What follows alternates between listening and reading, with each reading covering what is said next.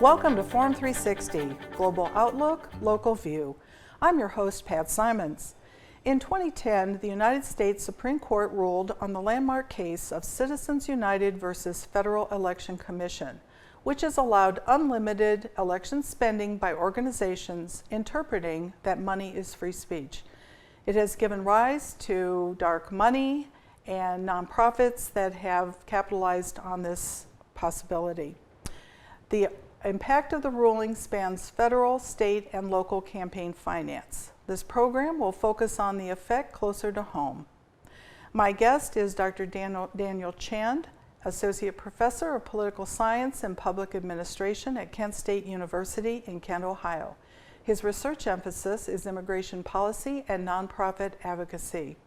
Dr. Chand has experience in state-level lobbying with a nonprofit public interest law firm and working for political action committees and implementing program evaluations for charitable associations. He served 2 years as a Peace Corps volunteer in rural Zambia. He is author of numerous articles on nonprofits in elections and campaign finance featuring electioneering post Citizens United. Welcome, Dr. Chand. Thank you. We have a lot to talk about, and this is a big topic and sometimes very confusing, and I'm still learning. Can you talk about what is the greatest impact of Citizens United on campaign finance that you would cite? Sure. So that's a big question. I'll give you a synopsis. I think it's had two really large impacts that most lay people don't really understand. The first is it has created a much bigger venue for what's been dubbed by the press as dark money. Okay. And this is money spent on elections where we don't know who the donors were, like where did that money originate from, right? Okay. To be fair, there's always been a little bit of money in elections, whether federal, state, or local, where we couldn't quite figure out where the donations were originating from, but dark money is much, much, much more of an issue post-Citizens United. The other big impact that people often overlook is it's shifted where money is spent in elections. It really hasn't contributed that much to how much money overall is spent, but prior to Citizens United, there was a lot more power by individual candidates and the political parties to determine how the money is spent. Now that we have dark money, a lot of donor money, instead of going to the candidates and the parties, is starting to be shifted to these outside groups, mostly what we call 501c nonprofits. Okay. So if you were to describe the organizations in terms of who, like you mentioned nonprofit, can you differentiate that? What a nonprofit is under this, and what is a PAC, and what is a super PAC? Sure. So I'll give you kind of a ranking in terms of transparency and accountability in terms of PACs, super PACs, and nonprofits. So a lot of people think of PACs as sort of boogeymen, but the traditional PAC, normal PAC that most people think of, are actually quite heavily regulated. At the federal level, PACs can only take money from individuals or from candidate committees or party committees like the DNC, RNC, which also themselves can only take money from individuals, right? So PACs are very heavily regulated. They can give money directly to candidates, but it's capped at $5,000 per election, which is not very much. They can spend money independently too, but they typically don't. So PACs, and all money donated to PACs, I should say, is 100% fully disclosed. Any donation of $200 or more to a PAC has to be disclosed by the Federal Election Commission. Okay. So those are pretty heavily regulated. Then there's super PACs, post Citizens United, in another appellate court case called Free Speech Now, that came right after Citizens United. That's kind of where super PACs originated. Super PACs are less regulated than traditional PACs, but they are still regulated by the Federal Election Commission. Okay. So super PACs, they can take unlimited contributions. And unlike regular PACs, they can take money from individuals, but also businesses, nonprofits, anyone. They can take it from whoever they want, no limits, and they can spend in unlimited amounts, but they can't give it directly to a candidate or a party. It has to be independent. Okay. But it's 100% disclosed. It's fully disclosed. Okay. Any contribution, $200 or more, disclosed by the FEC. Then there's 501c nonprofits. These are not regulated by the Federal Election Commission. So these are the least regulated, and these are in terms of accountability and transparency, these are the biggest problem. Because nonprofits have, of course, existed for a long time, prior to Citizens United even, but post-Citizens United, there's now this venue to donate money to them and spend that money in elections for partisan political purposes. In other words, to elect or defeat specific candidates. Well, that has changed from what a lot of people might think about. PAC is used and super PAC's used like it's not as regulated, but it is more highly regulated, as you mentioned. So you talked about fundraising limits, so let's stick on the nonprofits right now, which seems to be the most open to taking in money. Can you confirm then that that money can originate from anyone, anywhere, and it can even come in from outside the United States? Oh yeah. I mean, there's really no limit on where nonprofits can take money, from whom nonprofits can take money. To be clear, there's lots of different nonprofits. There are what most people think of what are called 501c3 nonprofits, right. like charitable nonprofits, right. like your local food bank, right? And those are wonderful. Everyone loves the local food bank. But there are other different types of nonprofits. So most money spent in elections, post-Citizens United, is spent by what are known as 501c4 social welfare nonprofits. Okay, so they have a term. That's right, and these have existed for a long time. The ACLU is a 501c4, the National Rifle Association, or the Sierra Club. These are 501c4s. They usually in the past existed for lobbying purposes, to lobby on policy. But post-Citizens United, what's happened is lots and lots of donors and lots of activists have used them as a venue to spend on partisan electioneering. Okay. And because there's really no limits on how much you can give to a nonprofit, and the IRS doesn't have any rules forcing disclosure of donors for nonprofits, now lots of money that used to go to candidates or parties or even traditional PACs has been shifted, and it's going to those nonprofits because there's no regulation of them, basically. You spoke of established nonprofits, but they can form nonprofits for this purpose specifically. You may have mentioned a bit of this, but what kinds of election activity can be funded through the nonprofits that serve that purpose? They use the term electioneering communication. Is that one of those things, and what all things can they do? Yeah, so electioneering communication is a legal term. It originated in a Supreme Court case called Buckley versus Vallejo in 1974. But then later, Congress put it explicitly in federal statute, something called the Bipartisan Campaign Reform Act of 2002. And technically, in a nutshell, I guess you could say, an electioneering communication is a political ad. So it's an ad that airs within 30 days of a primary election or 60 days of a general election that identifies a candidate for office. That's an electioneering communication. And post-Citizens United, yes, nonprofits have been purchasing electioneering communications that expressly advocate for the defeat or election of individual candidates. Prior to Citizens United, they weren't able to do that. They could do what was called issue ads, but they weren't able to expressly advocate for the election or defeat of candidates around election time. Now this would entail other forms of media, all forms of media, even like a postcard mailing or something of that.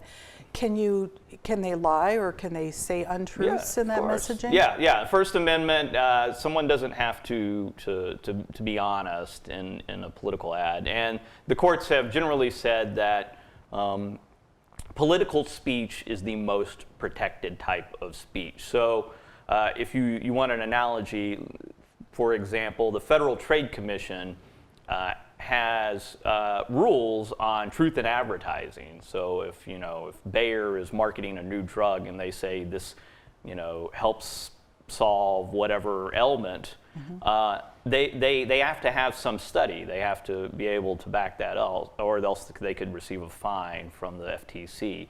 But political speech, it's much less heavily regulated because it receives more protection under the First Amendment. So if a nonprofit wants to say Tim Ryan wants to ban all guns, even though that may not be true, they can run that ad, and there's really nothing that the candidate or his supporters can do about that. There's a great deal of weight put on voters to sort through all this messaging. Now, the majority of justices held in Citizens United that the ruling did not present a substantive threat of corruption, provided it was not coordinated with a campaign. So can you describe the relationship between a nonprofit who's in the business of doing this and a candidate? That's a really excellent question. So when the court majority ruled in Citizens United, they said, okay, these outside groups, they can spend money on elections independent of the candidates and the campaigns. The organization actually in Citizens United, the actual group Citizens United in the Citizens United versus FEC ruling, was a 501c4 nonprofit that wanted to run ads during the Democratic primary that were for an anti-Hillary Clinton movie, right? But they were able to say, well, look, we're not a part of her campaign or any of the other candidates' campaigns. This is all independent spending. And the Supreme Court kind of bought into that reasoning. They said, as long as this money is spent independently, then you can avoid corruption, because it's not like you're part of their campaign. This is you spending and exercising your free speech separate from the candidate or the political party. So the IRS does have rules against these outside groups and the campaigns coordinating, but it's very difficult to enforce those rules. Okay, so it's hard to know if they have breached that relationship. Occasionally, that type of thing is prosecuted, but it's a rare thing. Thank you. Let's talk about dark money for a minute. Sure. That gets a lot of press. Tell us about what it is, how it enters elections, and what is the underlying intent of using dark money? Yeah, so there's kind of several parts to that. I'll say up front, legally speaking, there's no such thing as dark money. It's a term that the press and campaign finance reformers use. But it's a good kind of summation of a problem. And that problem being there's lots of money being donated by big money donors, corporate interest, individuals, to influence elections, whether it's federal elections, state elections, or local elections. Now, that's always been the case, but prior to Citizens United, there was more regulation on disclosing who those donors were. Post-Citizens United now, because these nonprofits, these outside groups can spend on elections and they can expressly advocate for the defeat or election of candidates, and because they don't have rules themselves forcing them to disclose their donors, dark money has become much more of a big issue. And there's a lot of incentive. There's a lot of incentive for donors, especially businesses, to donate to nonprofits as opposed to regulated, FEC-regulated entities like candidate committees or PACs, right? Because they can be identified. If they donate through the traditional means, through a party committee or through what's called a political committee, like a PAC or a candidate committee, that's all disclosed. And then they could face backlash from whomever. So we'll give you a good example. In 2010, it was actually shortly after the Citizens United ruling, Target, the corporation Target, donated money to a very socially conservative candidate for governor in the state of Minnesota, where Target's corporate headquarters is located. Now that candidate opposed gay marriage, and a lot of gay rights activists targeted it, and they said, we don't want to shop at Target. They started protesting it. Target said, okay, we won't donate to that type of person anymore.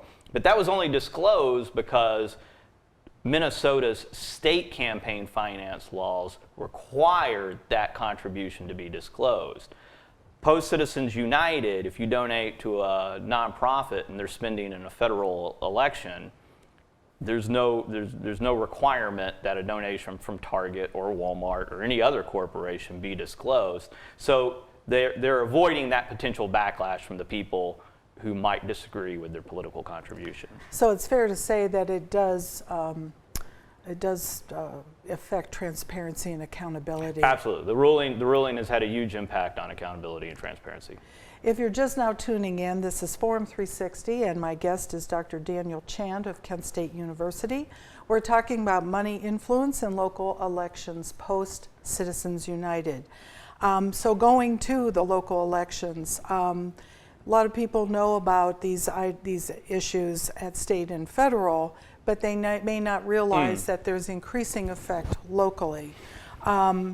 So can local governments limit donation amount and instill penalties or enforce penalties to make campaign finance more fair, competitive, and transparent? So that's complicated, and one of the reasons why is local governments in political science terms, we always say local governments are creatures of the state. They only exist through the power of the state allowing them to exist. If the state of Ohio wanted to abolish the city of Hudson, it could technically, right? So any authority that local governments have to regulate something like campaign finance, it has to be done within the confines of what the state law allows them to do. They can't make stricter, say, donation limits or things like that unless the state law explicitly allows them to do it. Okay. Now, some states have actually fairly strict disclosure rules on money spent in elections. Some of those states are states like California, which are very liberal. Some of those states are states that are actually quite conservative, and you might be surprised to hear. Like, for example, Alaska has some of the strictest campaign finance disclosure rules out there. If you donate to a political campaign in Alaska, even if it's a nonprofit and they're spending on a campaign, that organization has to disclose their top donors within a television ad. Okay. Right?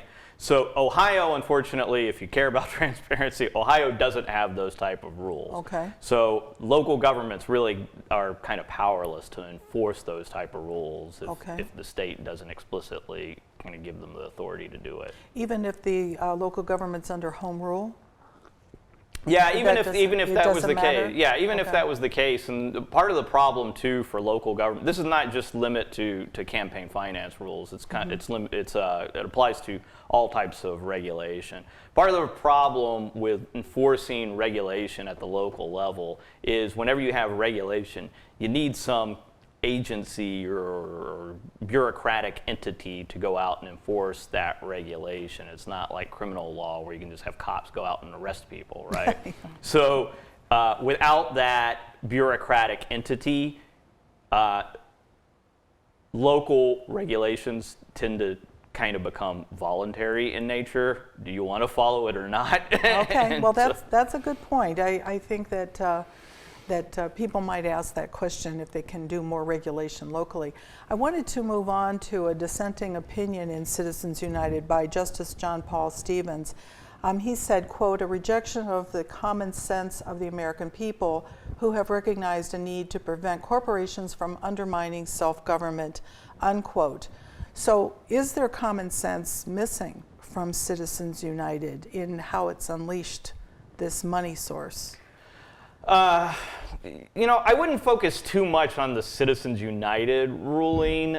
It was problematic. I don't entirely disagree with it, and I'm not even sure it should be overturned, nor does it need to be overturned. I think that most people would say it's common sense, I guess, that if you're going to spend money in elections, and I'm not talking about a couple $100 or even $1,000. I mean, if you're spending tens of thousands of dollars or even millions of dollars to influence the outcome of elections, though, people should be able to know where that money came from. And that's not controversial. If you look at poll after poll, 80+% of Democrats and 80 to 90% plus Republicans say if you're going to spend money to influence the outcome of elections, we should be able to know that. And so I would say, yes, post Citizens United, the fact that all this dark money is able to be spent, that's, I guess you could say, a lack of common sense. But Congress could solve that if the political will was there. So can you cite aspects of Citizens United that actually strengthen election integrity and assist voters in well-informed decision making? No, there's no aspect of Citizens United that I would say increases transparency, or if you're concerned with accountability, there's no aspect of the ruling that creates that. I guess if you wanted to look at the positive, I've worked with nonprofits before, and I'm on the board of a state-level nonprofit. Nonprofits are a venue through which we can express our will and become active, and Citizens United created more freedom for nonprofits, and not just nonprofits, unions, and even for-profit corporations to get involved in elections. So from one perspective, you could say that that's a good thing. But because there were no existing rules by the IRS forcing nonprofits to disclose their donors, that means that all this money spent by nonprofits on elections is, quote, dark money. So perhaps some of this could be remedied through IRS. Yeah, so right now the IRS is prohibited from forcing nonprofits that spend on elections to disclose their donors, but there has been federal legislation that's been proposed and has kind of at times come close to becoming law that would force these nonprofits that spend on elections to disclose their donors. There's something that's passed the House of Representatives a couple of times. It's called the Disclose Act. The first time it passed was in 2010. And if that were passed into law, it would say, okay, any nonprofits that spend on partisan electioneering, and most nonprofits, to be fair, do not. 501c3 nonprofits can't at all, right? But any 501c4 nonprofits or 501c6 nonprofits that spend on partisan electioneering, if the Disclose Act were to come law, they would have to disclose their donors. So do you feel like we have seen the full effect of Citizens United, or is there more to be revealed? I think at this point, we can safely say we know what the system is post Citizens United. Okay. And I think a lot of people, I would say even including myself, when Citizens United was initially handed down, we kind of saw where this was coming. This was going to create a sort of new venue for spending on elections without that transparency, without donor disclosure. So, I don't think there's any more surprises post Citizens United. The surprise might be if Congress gets the will to actually resolve some of the problems from the ruling. So if I gather what you're saying, it's not likely this will be overturned? No. And it could possibly, any negative effects could be mitigated if the legislature would say the IRS has to have these rules. Yes, absolutely. Yeah, so to be clear, the conservative majority in Citizens United did not reject the idea of transparency and donor disclosure rules. Clarence Thomas did, but he was one person by himself. But actually the majority in the decision, and Justice Kennedy, who wrote the majority decision, actually defended the idea of transparency and said explicitly, there's nothing in this ruling that prohibits forcing donor disclosure. So they even kind of knew that there was this potential of nonprofit money being spent in elections, right? But the Supreme Court can't go out and create law and say, okay, now IRS, you enforce these disclosure rules. That's up to Congress to do that. Well, it seems like in the meantime, voters need to be very critical about what is being said, where the money's coming from, what the messaging is. And it puts an extra responsibility on us as voters to be sure that we understand the origins of the messaging, who's paying for it, if we can even find that out. It's been an excellent discussion. Thank Sure, you so thanks. much. It's a complicated subject, and I think that this will, at least, I want to spur the interest of the public course. to think more about this. I want to thank Dr. Daniel Chand, Associate Professor of Political Science and Public Administration at Kent State University, for this important discussion about changes in campaign finance post-Citizens United, particularly its influence on local elections. This is Pat Simons for Forum 360. Thank you for joining us. Have a great day. Forum 360 is brought to you by John S. and James L. Knight Foundation, the Akron Community Foundation, Hudson Community Television, the Rubber City Radio Group, Shaw Jewish Community Center of Akron, Blue Green, Electric Impulse Communications, and Forum 360 supporters.